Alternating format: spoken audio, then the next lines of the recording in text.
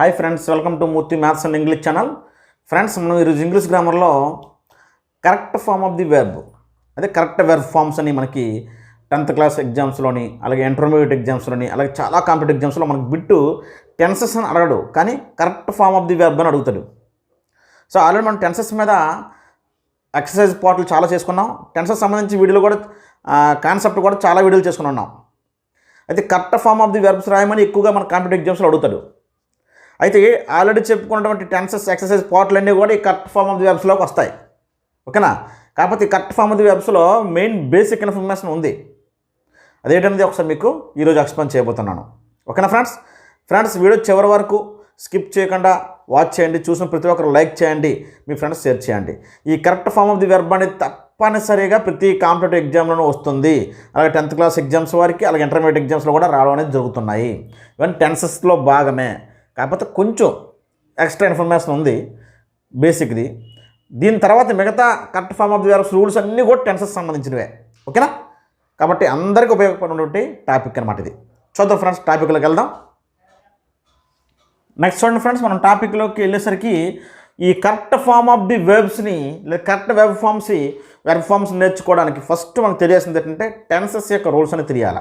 ఏ టెన్స్ని ఏ సందర్భాల్లో ఉపయోగిస్తాము, ఏ కీవర్డ్స్ వస్తే ఏ టెన్స్ని ఉపయోగించాలి, ఇవన్నీ కూడా మనకు తెలిసి ఉండాలి. ఇది ఆల్రెడీ మనం గత వీడియోలోనే చెప్పుకుని ఉన్నాం. అయినా సరే దీని తర్వాత పార్ట్లో కూడా చెప్తాను మీకు ఇంపార్టెంట్ అనేవి, ఓకేనా? అది టెన్సెస్ రూల్స్ అన్నీ మనకి తెలిసి ఉండాలి. నెక్స్ట్ అండి, బీ ఫామ్ వెర్బ్స్ని మెయిన్ వెర్బ్గా ఇచ్చినట్లయితే, అంటే మనం చాలా సందర్భాలలో చూస్తాం బిట్స్ డాష్ ఇచ్చి బ్రాకెట్లో బీఈబీ అని ఇస్తాడు. అంటే బీఈబీని మెయిన్ వెర్బ్గా అక్కడ దానికి ఫామ్ రాయమంటాడు. బీఈబీ ఇచ్చి దానికి ఫామ్ రాయమంటాడు. అది ఏ టెన్స్ ఉందో ఆ టెన్స్ బట్టి బీఈబీకే రాయాలి.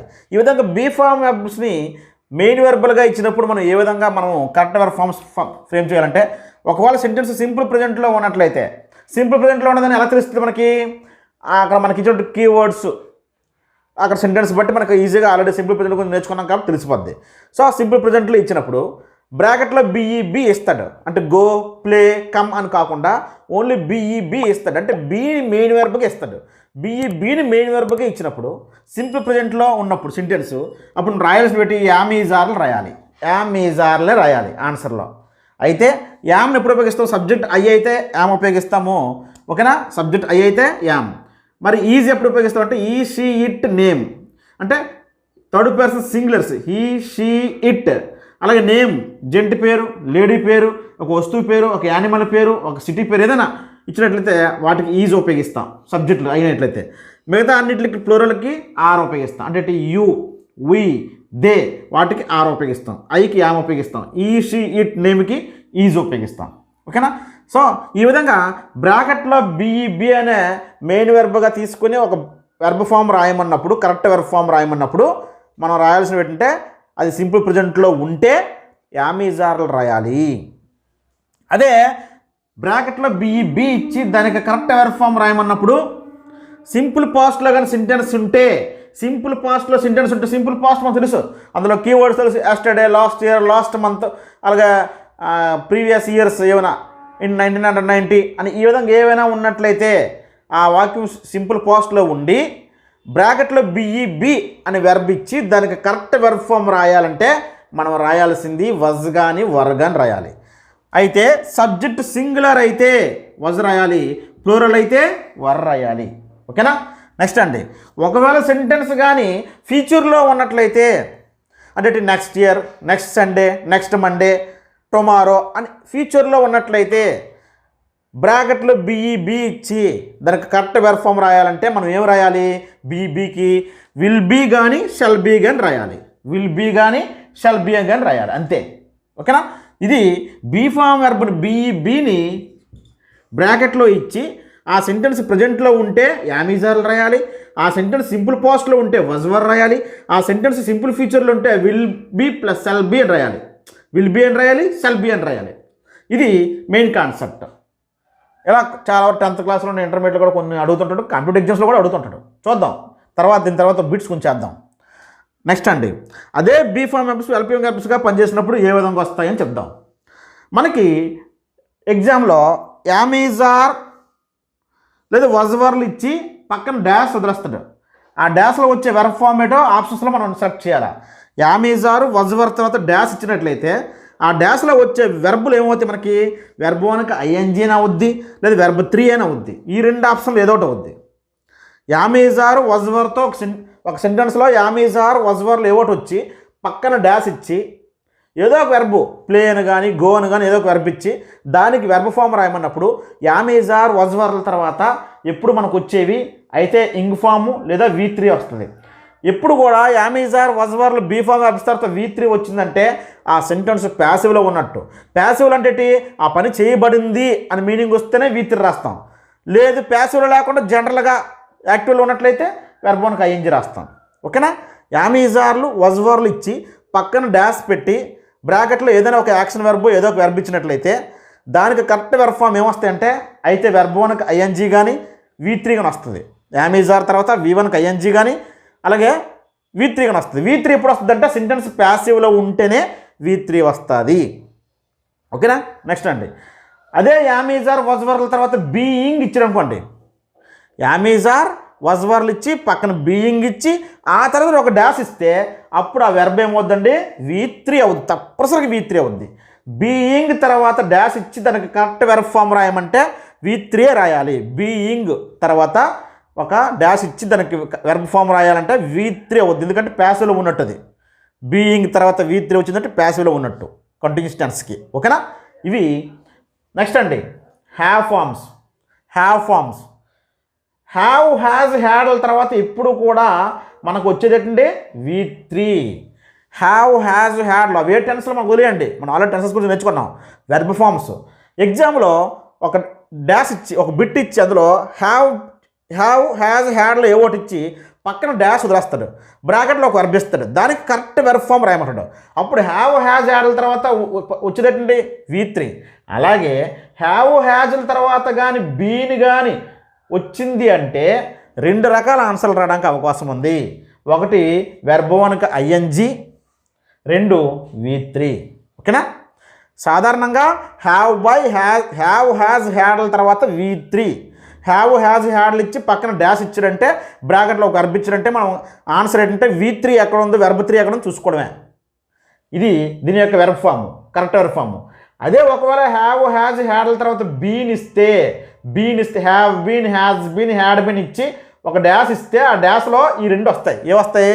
వెర్బ్ 1కి ఐఎన్జీ కానీ have been playing, has been playing, had been playing అలా, లేదా V3 కానీ వస్తుంది.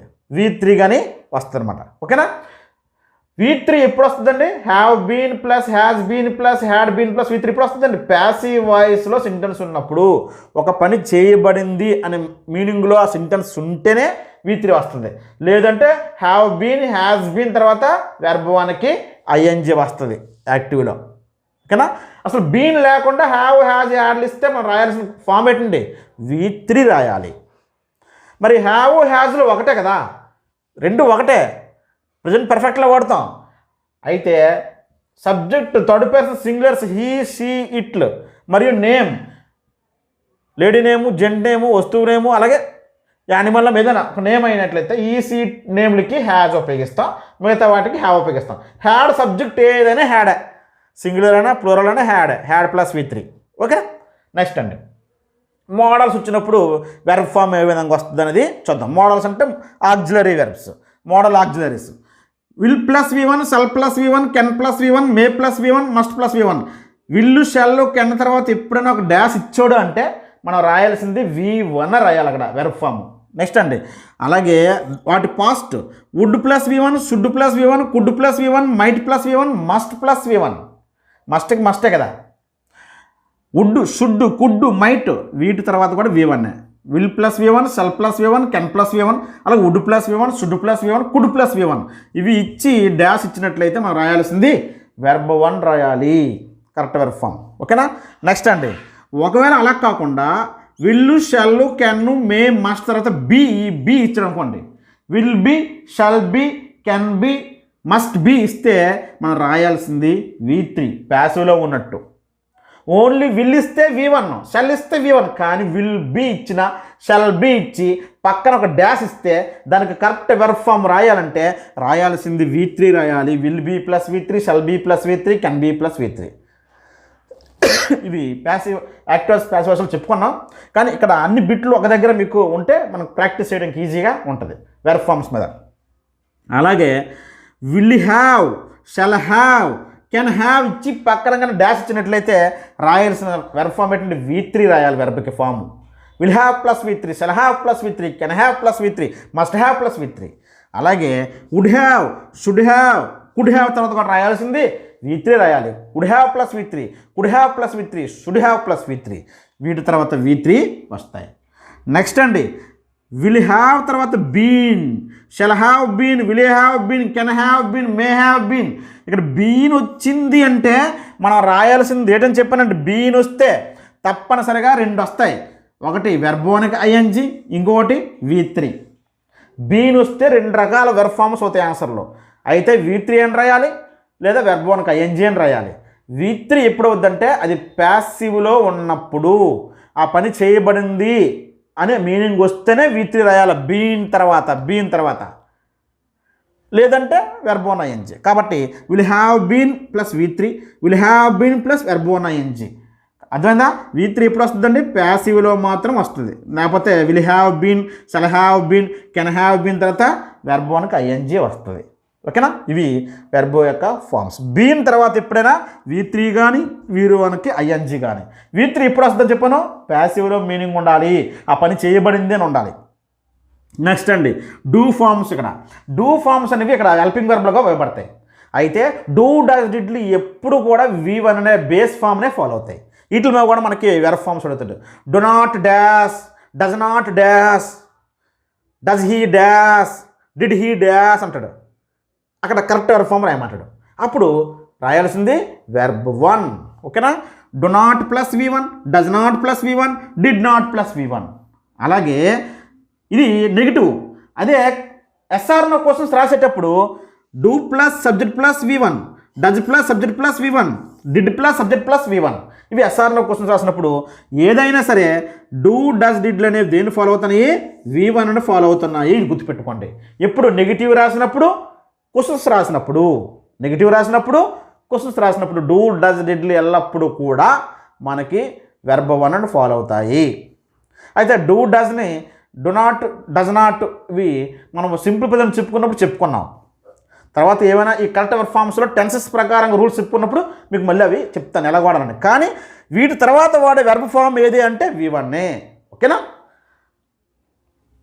ఇది ఫ్రెండ్స్ మెయిన్ ఇంపార్టెంట్ ఇదనమాట.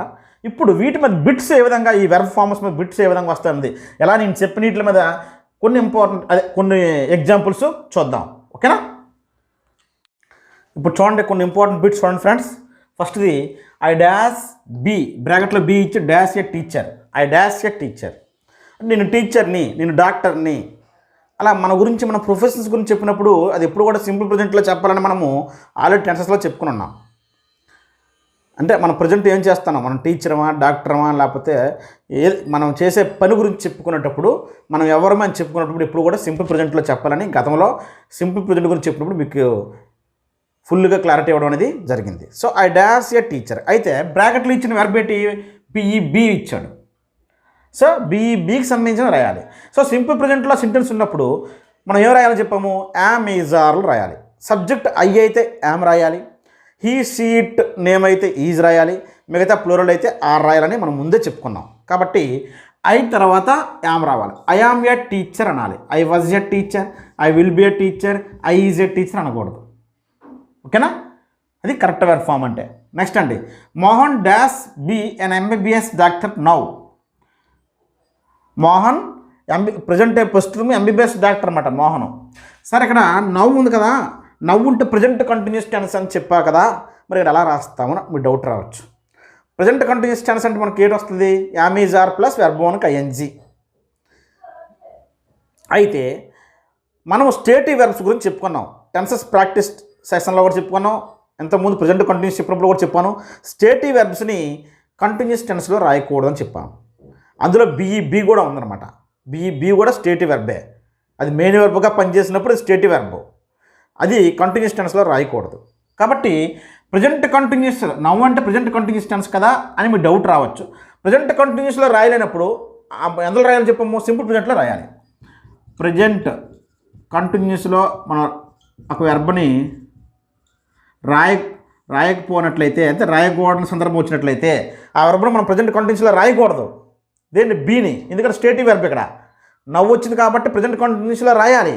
కానీ బీని ఎప్పుడు కూడా కంటిన్యూస్ టెన్స్లో రాయకూడదు. మెయిన్ వెర్బ్గా ఇచ్చినప్పుడు ఇది మెయిన్ వెర్బ్ అనమాట, బ్రాకెట్లు ఇచ్చారంటే అప్పుడు దీని ముందున్నది ఏమండి? సింపుల్ ప్రజెంట్లో రాయాలి. మరి సింపుల్ ప్రజెంట్ అనేసరికి మళ్ళీ ఏమొస్తుంది? బీకి యామ్ ఈజ్ ఆర్, ఐ అయితే యాము, ఈ సీట్లు అయితే ఈజ్, మిగతా వాటికి ఆర్. మరి ఇక్కడ ఏముంది? మోహన్ వచ్చింది కాబట్టి ఈ సీట్లకి ఈజ్ కదా, కాబట్టి ఈజ్ అని రాయాలి. Mohan is an MBBS doctor now. Was రాదు, విల్ బీ రాదు, ఆర్ రాదు. బ్రాకెట్లో బీ ఇచ్చి ఇక్కడ నవ్వు ఇచ్చినా నవ్వు ఇవ్వకపోయినా అది ప్రజెంట్ టెన్స్ అయితే, సింపుల్ ప్రజెంట్ అయితే రాయాల్సిందేంటి? యామ్ ఈజ్ ఆర్లో రాయాలి. ఓకేనా? నవ్వు ఉన్నప్పటికి కూడా కంటిన్యూస్ రాదు, ఎందుకంటే బి అనేది స్టేటివ్ వెర్బ్. నెక్స్ట్ అండి, once she dash a IIT student. Once she dash a IIT student. Once అనే క్లూ వర్డ్ సింపుల్ పాస్ట్ని తెలియజేస్తుంది. ఒకప్పుడు అని అర్థం. వన్స్ అని వచ్చిందంటే అది సింపుల్ పాస్ట్ని తెలియజేస్తుంది అని గతంలో చెప్పుకోవడం జరిగింది. కాబట్టి సింపుల్ పాస్ట్ ఏమండి? సింపుల్ పాస్ట్ వచ్చినప్పుడు ఇక్కడ మెయిన్ వెర్బ్ బయట ఇచ్చాడు, ఇక్కడ బ్రాకెట్లో బీ ఇచ్చాడు. మరి బీ ఇచ్చి వాక్యం సింపుల్ పాస్ట్లో ఉంటే మనం ఏం రాయాలి? వజ్ కానీ వర్ కానీ. సింగులర్ అయితే వజ్, ప్లూరల్ అయితే వర్. మరి ఇక్కడ సి అనేది సింగులర్ కదా, కాబట్టి ఏమొస్తుంది? Once she was a IIT student. Is రాదు, విల్ బీ రాదు, ఆర్ రాదు. నెక్స్ట్ అండి, would dash be in Tirupati last month. మేము లాస్ట్ మంత్ తిరుపతిలో ఉన్నాం. లాస్ట్ మంత్ అని క్లియర్గా ఇచ్చాడు, అంటే సింపుల్ పాస్ట్ని తెలియజేస్తుంది సెంటెన్స్. సింపుల్ పాస్ట్ని తెలియజేసేటప్పుడు మనం రాయాల్సింది ఇక్కడ వెర్బ్, ఏ వెర్బ్ ఇచ్చో చూడండి బ్రాకెట్లో బీ కాకుండా ఇంకే వెర్బ్ ఇచ్చినా V2 రాయాలి. ప్లే ఇస్తే ప్లేడ్, గో ఇస్తే వెంట్, కమ్ ఇస్తే కేమ్. అర్థమైందా? ఇలా. కానీ ఇక్కడ ఇచ్చిన వెర్బ్ పెట్టి బీకి సింపుల్ పాస్ట్లో ఏం రాయాలని చెప్పాము? Was, were. సింగులర్ అయితే వాజ్, ప్లూరల్ అయితే వర్. బీ మెయిన్ వెర్బ్గా చెప్తున్నాను ఈ కాన్సెప్ట్ అంతా మీకు. ఓకేనా? ఇప్పుడు చూడండి, వీ వచ్చింది కాబట్టి ప్లూరల్ కాబట్టి వర్ రాయాలి. We were in Tirupati last month. కానీ వీ ఆర్ కానీ, విల్ బీ కానీ, వుడ్ బీ కానీ రాదు. Next, what dash your name. నీ పేరేంటి అని అడుగుతాం. ఇక్కడ బ్రాకెట్లో ఏముంది? బి. నీ పేరేంటి అడిగినప్పుడు ఇప్పుడు కూడా సింపుల్ ప్రజెంట్లోనే చెప్పాలి. అది ఎప్పుడే అడుగుతాం. వాట్ ఈజ్ యువర్ నేమ్ అంటే ప్రజెంట్ సింపుల్ ప్రజెంట్లోనే అడగాలి దాన్ని. సింపుల్ పాస్ట్లోనో సింపుల్ ఫ్యూచర్లోనో రేపేమో నీ పేరు ఉంటుంది, గతంలో నీ పేరు అని అడగం కదా. అలాంటి జనరల్ స్టేట్మెంట్స్ని ఎప్పుడు కూడా సింపుల్ ప్రజెంట్లో వాడాలని నేను గతంలోనే చెప్పాను. I am a teacher, she is a doctor, ఇవన్నీ కూడా సింపుల్ ప్రజెంట్లోనే చెప్పాలి. ఓకేనా? అక్కడ బీ మెయిన్ వెర్బ్గా పనిచేస్తుంది. I am a teacher, she is a doctor అని. ఓకేనా? అలాగే ఇక్కడ కూడా వాట్ ఈజ్ యువర్ నేమ్ అంటాం. అంటే బీ సింపుల్ ప్రజెంట్లో ఉంది. ఇది సింపుల్ ప్రజెంట్లో చెప్పాలంటే బీకి ఏమవుతుంటే యామ్, ఈజ్, ఆర్. ఐ వస్తే యాము, సింగులర్లకి ఈజ్, ప్లూరల్కి ఆర్. యువర్ నేమ్ కాబట్టి సింగులర్ కాబట్టి ఈజ్ రాయాలి. వాట్ ఈజ్ యువర్ నేమ్ అనాలి. వాట్ ఆర్ యువర్ నేమ్ కాదు, వాట్ వాజ్ యువర్ నేమ్ కాదు, what will be your name కాదు. ఓకేనా? Next, the dash my friends. వాళ్ళు నా ఫ్రెండ్స్ అంటాం. అది ఇప్పుడు జనరల్ స్టేట్మెంట్. ఇది దాన్ని పాస్ట్లోనో నా ఫ్యూచర్లో రాయకూడదు, ఇప్పుడు సింపుల్ ప్రజెంట్లోనే రాయాలి. The dash my friends. బ్రాకెట్లో ఎవరు ఇచ్చాడు? బి. సింపుల్ ప్రజెంట్లో రాయాలంటే యామ్, ఈజ్, ఆర్. బీకి సింపుల్ ప్రజెంట్లో రాయాలి యామ్, ఈజ్, ఆర్ మెయిన్ వెర్బులుగా. ఐ అయితే యాము, ఈ సీట్లు అయితే ఈజ్, మిగతా వాటికి ఆర్. మరి దే అనేది ప్లూరల్ కదా, are. They are my friends అనాలి. She is my friend, he is my friend, they are my friends. అవి ఇప్పుడు జనరల్ స్టేట్మెంట్స్ అవి. అతను అలాగే మా ఫ్రెండ్స్, వాళ్ళు మా ఫ్రెండ్స్, అతను మా brother, he is my brother, she is my sister. ఇప్పుడు కూడా ఈజ్ అక్కడ ఉపయోగిస్తాను చూసారా. సింపుల్ ప్రజెంట్లో చెప్పాలి జనరల్ స్టేట్మెంట్స్ ఇప్పుడు కూడా. అక్కడ బి అనేది మెయిన్ వెర్బ్ అనమాట, అక్కడ హెల్పింగ్ వెర్బ్ కాదు. ఓకేనా? Next, I dash be 18 on my next birthday. Next బర్త్డేకి నేను 18 సంవత్సరాలకు వస్తానని. అయితే ఇక్కడ నెక్స్ట్ బర్త్డే అని క్లియర్గా ఉంది. Next Sunday, next Monday, tomorrow వస్తే ఆ సెంటెన్స్ సింపుల్ ఫ్యూచర్లో ఉంది. అయితే సింపుల్ ఫ్యూచర్కి మనకు స్ట్రక్చర్ ఏంటి యాక్చువల్గా? Will plus V1, shall plus V1. కానీ ఇక్కడ వెర్బ్ ఏంటి ఇచ్చాడు? బి. వాక్యం సింపుల్ ఫ్యూచర్లు ఉంటే ఏం రాయమని చెప్పానో బీ ఫార్మ్ ఇస్తే బీ ఇచ్చి సింపుల్ ఫ్యూచర్లు ఉంటే విల్ బీ కానీ షల్ బీ కానీ వస్తుంది. కాబట్టి ఇక్కడ విల్ బీ షల్ బీ ఏదైనా అవ్వచ్చు. ఐ యామ్ అవ్వదు, ఐ వాజ్ అవ్వదు, వర్బ్ అవ్వదు. I will be 18 on my next birthday అనాలి. నెక్స్ట్ అండి the next game dash hard to win. The next game అంటే రేపు జరిగిపోయే గేమ్ అంటే భవిష్యత్తే కదా, సింపుల్ ఫ్యూచరే కదా. కాబట్టి సింపుల్ ఫ్యూచర్ వచ్చినప్పుడు ఏం రాయాలి? బీకి విల్ బీ కానీ షల్ బీ కానీ కెన్ బీ కానీ అవ్వాలి. అంటే the next game will be hard to win అనాలి తప్ప the next game is, the next game was, has అని రాయకూడదు.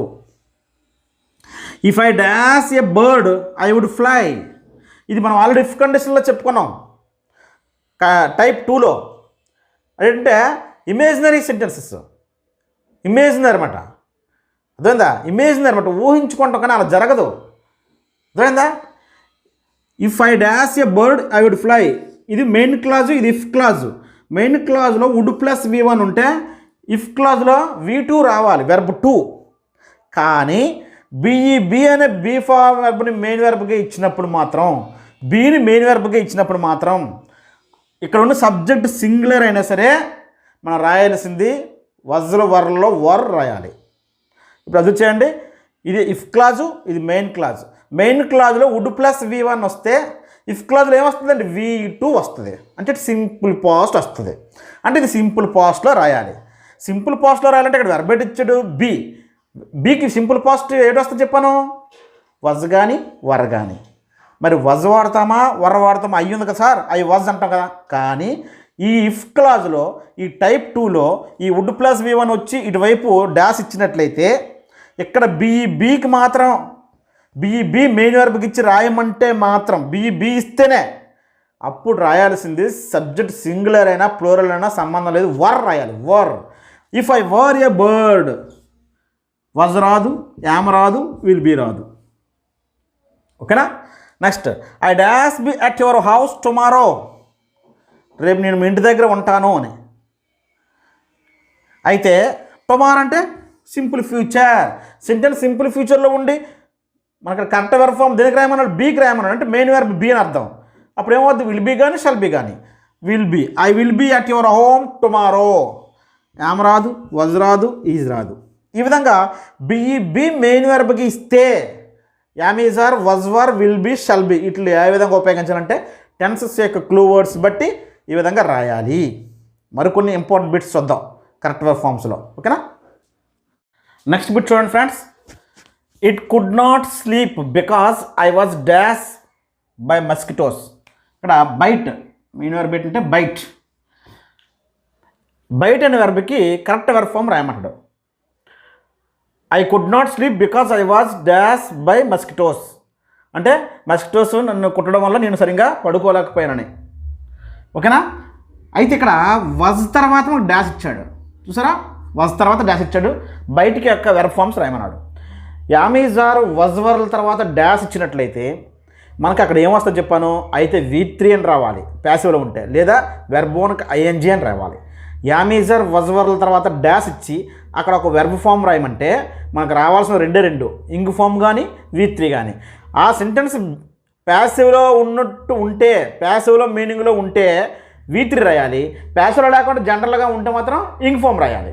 మరి ఇక్కడ చూడండి, I was dash, I was biting అంటామా, ఐ వాజ్ బిటన్ అంటామా?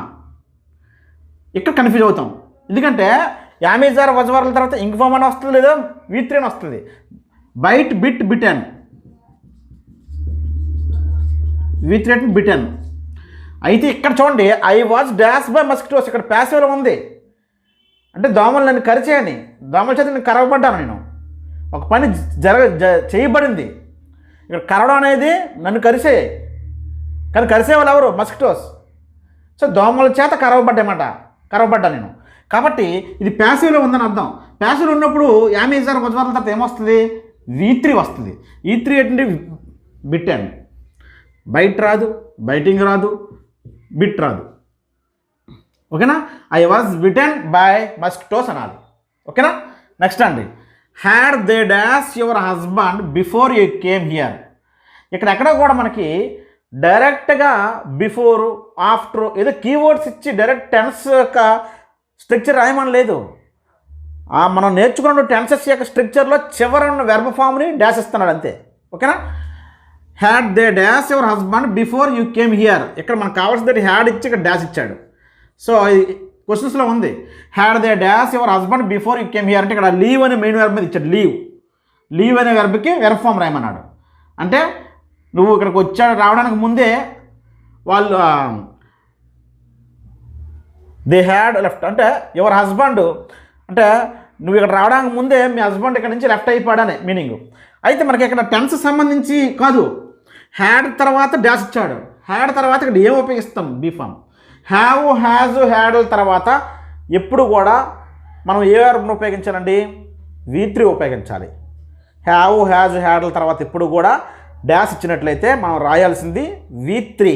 ఓకేనా? V3. కాబట్టి లీవ్కి V3 ఏంటండి? లీవ్ లెఫ్ట్ అనేది V3. కాబట్టి లీవ్ అవ్వదు, లీవ్స్ అవ్వదు, లీవింగ్ అవ్వదు. హ్యాడ్ తర్వాత డాష్ ఇచ్చారు కాబట్టి had the left your husband before you came here. మిగతా అంతా అనవసరం. ఓకేనా? Next could you dash me please. Help మీద ఇచ్చాడు. హెల్ప్ అనే మెయిన్ వెర్బ్కి వెర్బ్ ఫామ్ రాయమన్నాడు. ఇక్కడే క్వశ్చన్ ఇదిను అంటే దయచేసి నాకు హెల్ప్ చేస్తారని. ఇక్కడ కుడ్ తర్వాత సబ్జెక్ట్ ఉంది, కుడ్ తర్వాత డాష్ ఇచ్చాడు.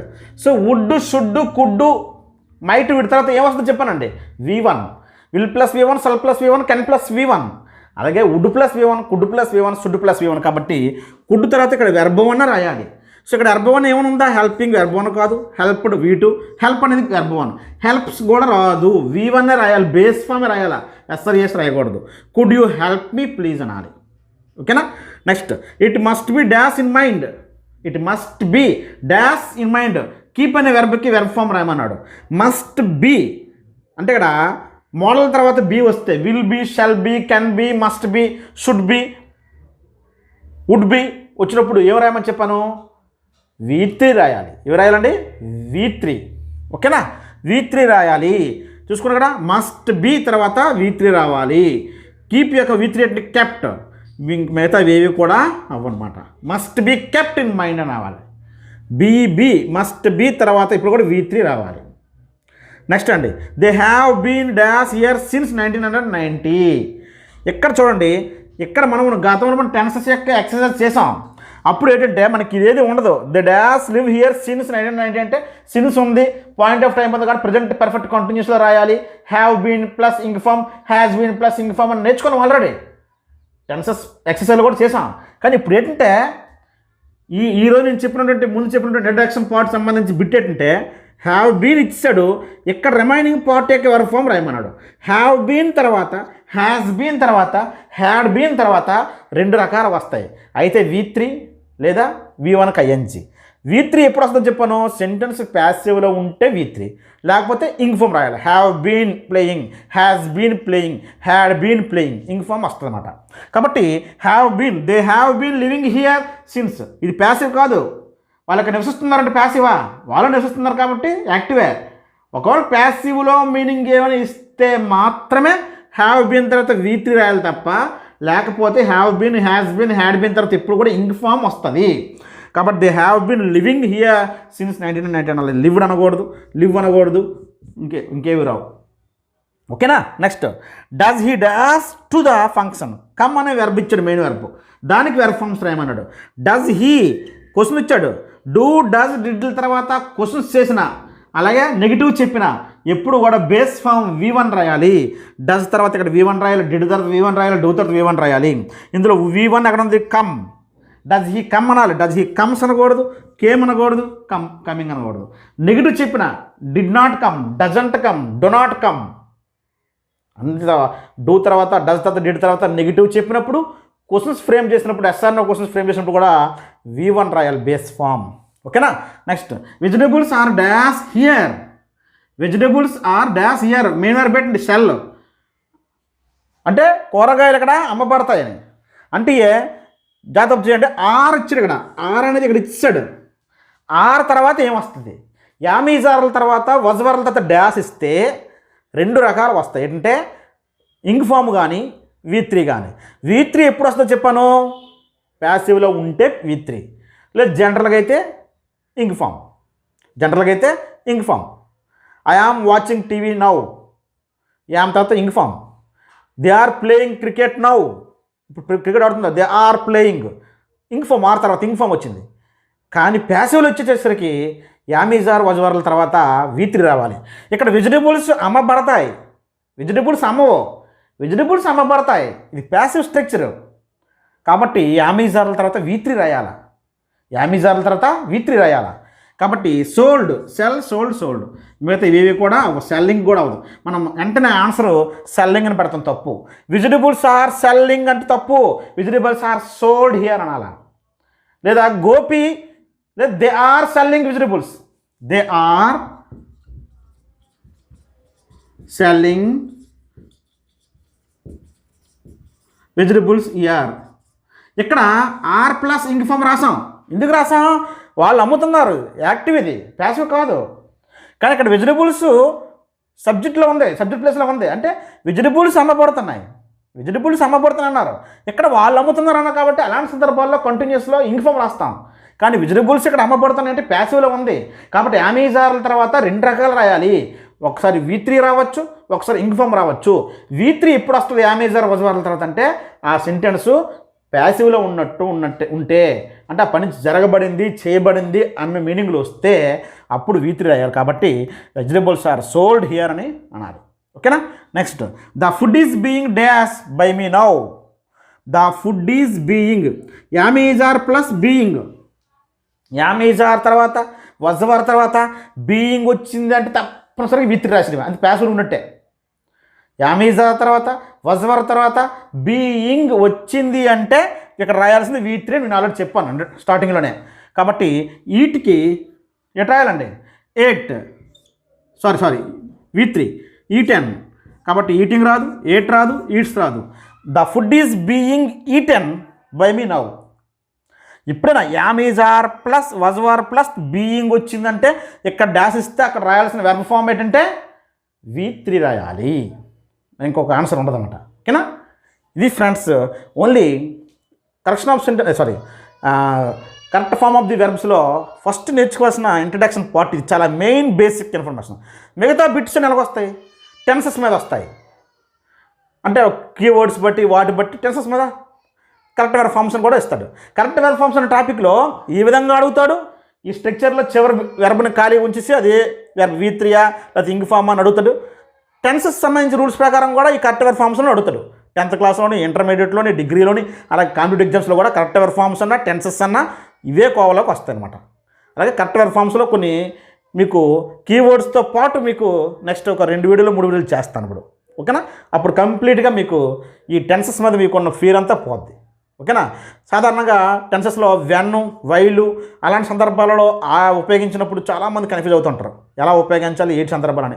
అవన్నీ కూడా నెక్స్ట్ మరొక 1 or 2 వీడియోస్లో మీకు కంప్లీట్గా అవగాహన వస్తుంది. ఓకేనా? ఆల్రెడీ టెన్సెస్లో చెప్పాను, కానీ కరెక్ట్ వెర్బ్ ఫార్మ్స్లో కూడా వాటిని మీకు వివరిస్తూ వాటిని బోర్డు మీద రాసి వాటి మీద ఎగ్జాంపుల్స్ మీకు ఇక్కడ చేయిస్తాను. ఓకేనా? Thank you.